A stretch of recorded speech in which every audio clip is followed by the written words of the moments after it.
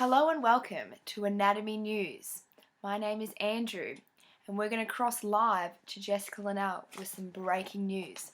She'll be informing us on the relevance the pharynx has to swallowing. Hi Andrew, thank you for having me on Anatomy News tonight. Now I'm going to tell you about the pharynx, which is a 12 centimetre long tube. And it lies, and I'll show you on my model, it lies from the vocal folds in front of the larynx and behind the larynx, and it goes all the way up past the oral cavity and to just behind the nasal cavity. Now it's broken into three specific areas which all play a vital role in swallowing. Excuse me. Now the first is the nasopharynx. So this is located just behind the nasal cavity. This then stops just behind the fauces in the oral cavity and turns into the oropharynx, which is just behind the fauces, as I said. Then the pharynx goes down, and once you reach the epiglottis, which is this structure here, it turns into the laryngopharynx, which extends down to the vocal folds and the posterior part of the larynx, which now that we know the anatomy of the pharynx, we can talk about its relevance to swallowing. Swallowing is the process by which food travels from the mouth down the esophagus to the stomach. Now there are three stages of swallowing. The oral phase. Now the oral phase is the process by which food is masticated and is mixed with the saliva and formed into a cohesive ball, which is known as the bolus. Once the food is turned into this bolus and it reaches the fauces, this triggers the pharyngeal stage of swallowing to occur. So now in our model we have the food sitting just behind the fauces here. Now that process of mastication was a voluntary stage, that's chewing. But then once it hits the fauces, the pharyngeal stage is initiated. Now this is an involuntary stage.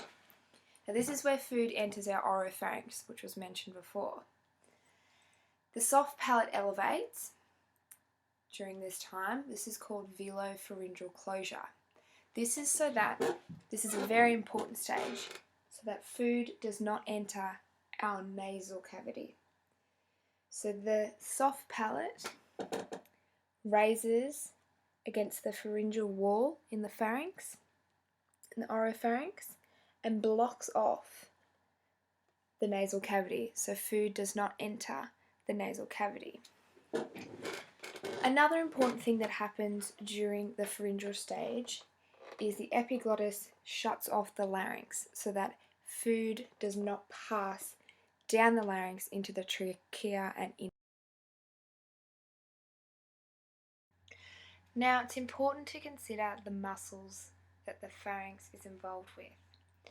There are three muscles that I'm going to mention briefly, and then there's some constrictors in which I'm going to try go into a bit more detail. Now the three muscles of the pharynx that play a very important role in swallowing are the stylopharyngeus. Now this helps elevate and open the pharynx so that food can go down. Then we have the palatopharyngeus, which narrows the pharynx and depresses the soft palate so that food travels down. Next we have the salpingopharyngeus, which elevates the lateral walls of the pharynx and assists in opening the auditory tube. Now the other important muscles that play a role in swallowing are the constrictors of the pharynx. So we have the inferior constrictor, we have the middle constrictor muscles, and we have the inferior constrictor muscles. Now these all contract to help food get pushed down into the esophagus, which leads us to the last stage of swallowing, which is known as the esophageal stage. This is purely a involuntary action that occurs. This consists of the esophagus contracting and relaxing for food to be passed down. Anyway, that's all we have time for.